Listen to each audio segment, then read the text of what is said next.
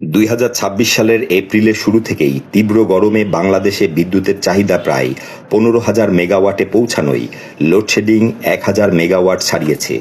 জ্বালানি সংকট ও বকেয়া বিলের কারণে উৎপাদন সক্ষমতা থাকলেও চাহিদা অনুযায়ী বিদ্যুৎ দেয়া যাচ্ছে না, যার ফলে গ্রামের পাশাপাশি শহরেও ২ থেকে ৩ ঘণ্টা লোডশেডিংয়ের আশঙ্কা করা হচ্ছে।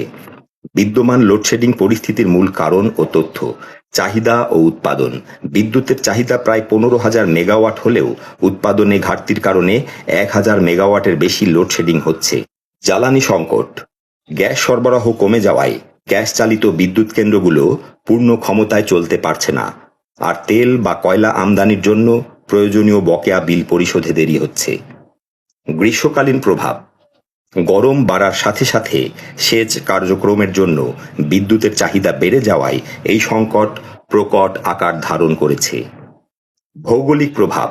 ঢাকার তুলনায় গ্রামাঞ্চলে লোডশেডিংয়ের মাত্রা বেশি লক্ষ্য করা যাচ্ছে। ভবিষ্যৎ পরিস্থিতি।